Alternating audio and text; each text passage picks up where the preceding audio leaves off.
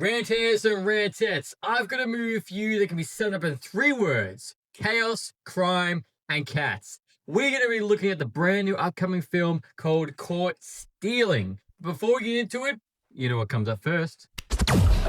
Welcome to the Lights, Camera, Rant Podcast. Your source for the latest on movies, TV shows, and video games.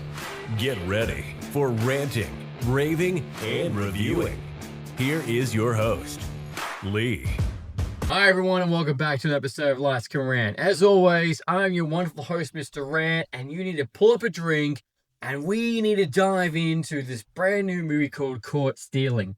It's been a while since I've done these little small reviews because I've been away over in Europe for my honeymoon. So I was so excited to come back and start going back to these premieres. And I was very humbly invited to go see this brand new from Sony. So thank you so much, Sony Pictures, for the invite to this one. This looks like very old school. It's set in the 90s. It's got that vibe, and it's got an absolute stacked cast.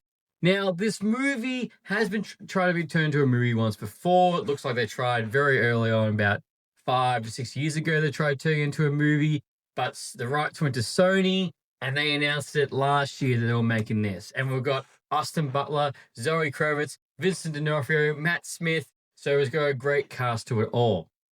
So this movie was currently with a budget of $40 million. As I'm recording this, it's currently made $3 million at the box office, but I expect that to skyrocket for how good this film is. And I must say, with all the films this year, there's been so many surprise hits that I wasn't even looking at. Like, had my curiosity in the distance, but finally seeing him has been fantastic. And if you haven't already, as you know with this podcast, we don't do anything sober, so I hope you get a drink and you're going to join with me as we rant about Caught Stealing. So, this film, I saw the trailer for it. It looked cool, but it didn't fully grab me in. I was like, okay, you have my attention, but that's basically it. Now, this film doesn't go for too long. I went and saw it, and I absolutely loved it. It's just one of those movies where, you know, a series of unfortunate events. Everything could go wrong. Love, chaos. Everyone's trying to get everybody. So if you're looking for that film with that 90s vibe, or heist type of movie, this is gonna fit that little niche that you're really going to like. So we got Austin Butler's character, which is named Hank, and he's got his love interest Yvonne, who plays by Zoe Kravitz. Which when I saw her, I was like, oh, I really want you to be banning the Batman suit.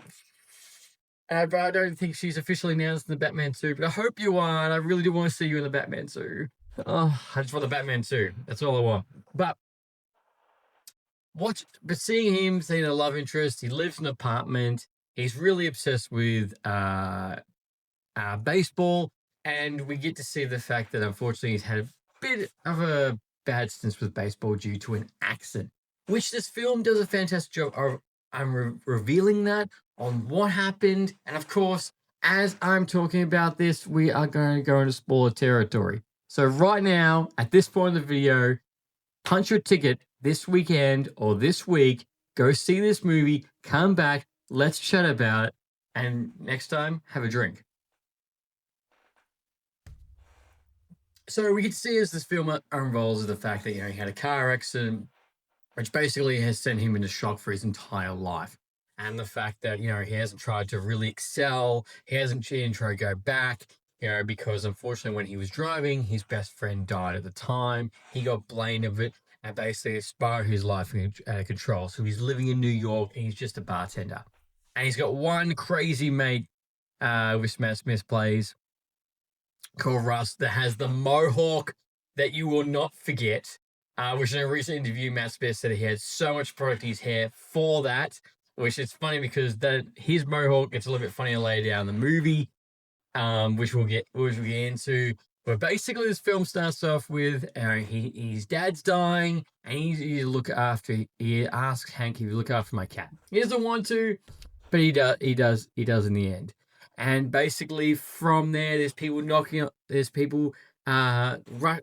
there's a mafia that's knocking on his door, trying to find the key.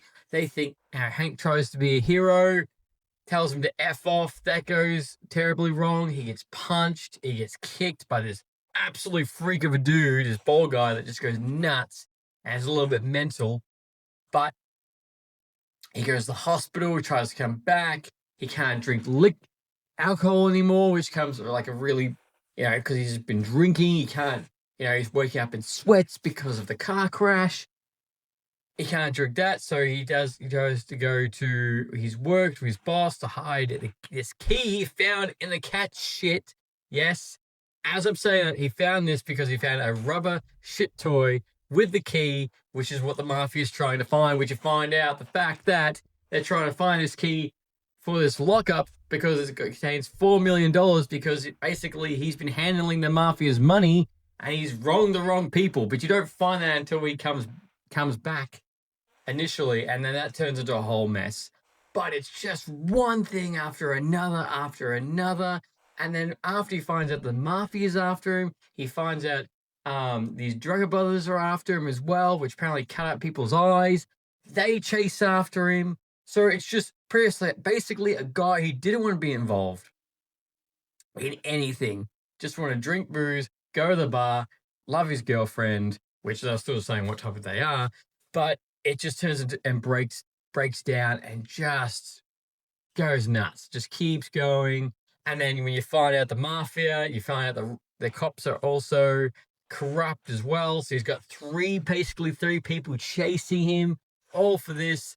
Russ returns, he goes nuts.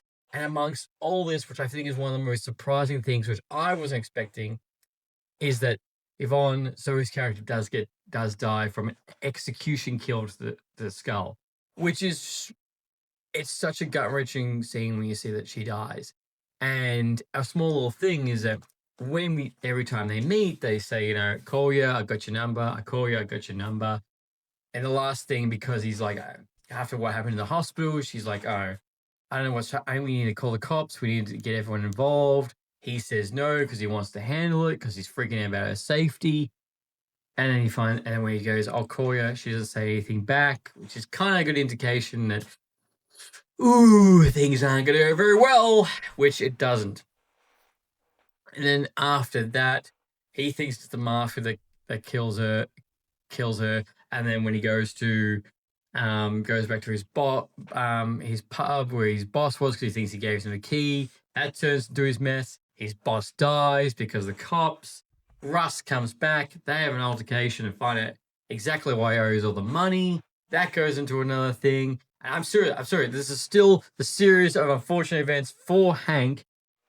And obviously, amongst this whole time, he has a good relationship with his mum. So he's got to keep calling her and say, what he's doing, if he's unwell, if he hasn't called her.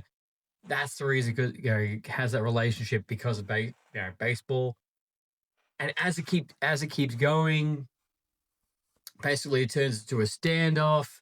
It turns to a mess. He goes with the Drunker Brothers, which was a nice little segue to find out about their whole life, their mum, what they're gonna do, how serious they are. Did not realize the fact that was Vincent D'Onofrio and Liv Shaver that were playing these characters. I was like, oh shit, yes they are. I didn't realize it was them going into. I knew they were on the cast list. I was looking for them, but when I saw them, like, oh shit, didn't even realize that was you. And he joins them to try and wrong the cops.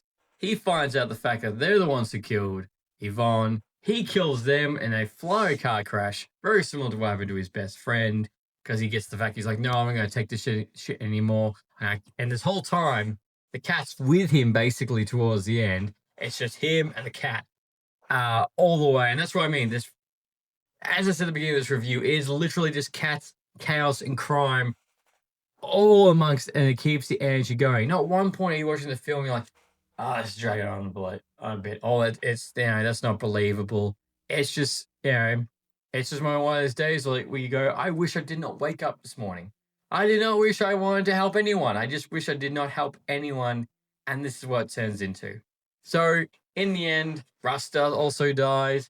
He kills everyone who knows about him and what's happened, keeps the money, impersonates as Russ, because he's got the mohawk, He goes very far away with the cat on island, just relax, and sends the rest of the money back to his mum, which you find out is Laura Dern, which was a surprising cameo. I wasn't expecting her to actually show the mum, but we did get that. And he gets all sets off scot-free after looking like he's been hit by a truck. Repeatedly gets hit, but looks like he's been hit from a truck. But just the way this film is shot is that it keeps it keeps it Nice. Sorry, because I went to France. Keeps it nice, neat, gut wrenching. It keeps it going, keeps it brutal where it needs to be, and it's quite funny too. It's like a dark comedy, high-fi kind of thing, all rolled into one. So you will be laughing, you will be sad in this film, but trust me, when you go punch that ticket, you will not be disappointed in this. And also the because over the 90s, the punk rock mix, the Isles also helps with the Isles, the band helps with the soundtrack. So it's just a good time all over. When I finished the film, I was like, that's solid. And this is probably one of my top films of this year, one of the top 10 films I've seen this year. Right now, the most top film, being independent, being different, and being not a sequel, is F1. That's my top film across at the board. But I'll do my top later on. But look, have you seen this film? Let me know what you think, what you didn't like, what did you hate, what you did hate, or what you did hate, both, and let me know in the comments. And until next time, happy ranting. Thanks for listening to Lights, Camera, Rant. If you like the show, don't forget to subscribe so you don't miss a single episode. While you're at it, leave us a rating and review, and be sure to tell your friends. Until next time, happy ranting.